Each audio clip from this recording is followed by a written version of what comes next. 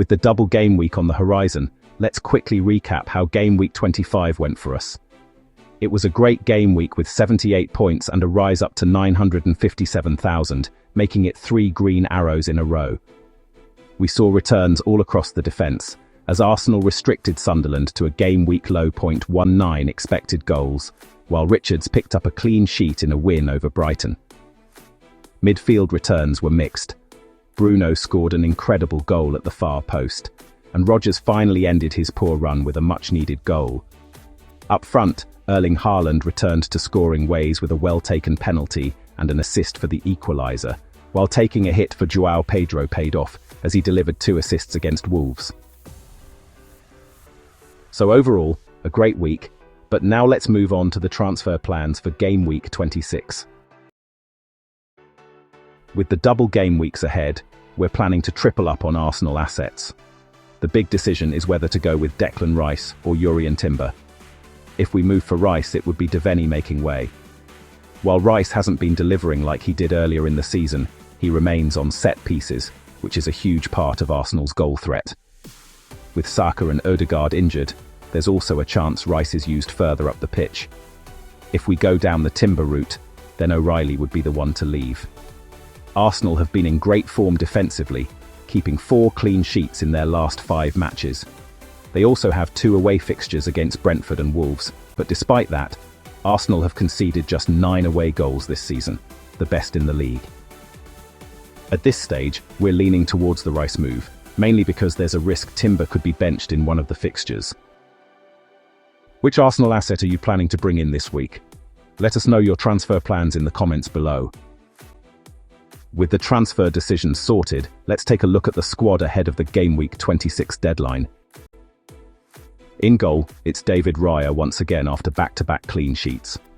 Last week, Arsenal restricted Sunderland to just 0.19 expected goals, the lowest of the game week.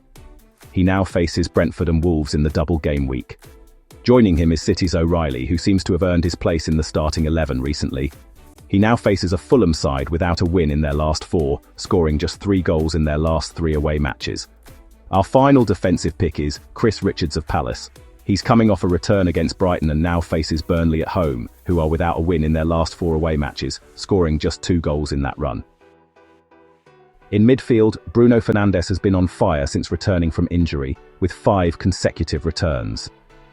In that spell, he's scored once and provided 5 assists, a tally no other player can match. He now faces a West Ham side in good form, but one that has conceded the second most goals this season. Morgan Rodgers finally returned to scoring ways after failing to score in his previous 7 matches.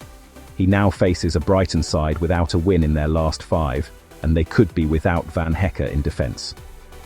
Cole Palmer's inclusion last week did limit Enzo's output, which is slightly concerning. However, with a midweek fixture, Palmer's minutes could be managed. Enzo now faces Leeds at home, who are without a win in their last 4 away matches.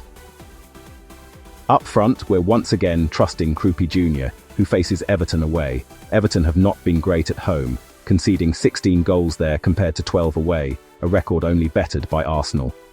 Taking a hit for João Pedro last week paid off, as he delivered 2 assists. He's now on 4 consecutive returns, scoring 3 goals and providing 2 assists.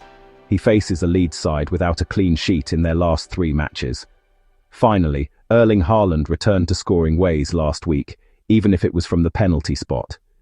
He ranked just behind Palmer for expected goals with 1.25, suggesting he's slowly coming back into form. He now faces a Fulham side with just 1 win in their last 4 matches, so his run could continue. With the double game week approaching, Gabriel is a serious contender for the armband, though we're still debating whether to triple captain him. He's returned in 6 of his last 7 matches, scoring 2 goals and keeping 5 clean sheets. With Brentford and Wolves up next, he could be the standout pick this week. What about you? Are you also tempted by Gabriel this week? And what's your team looking like for game week 26? Let us know in the comments below.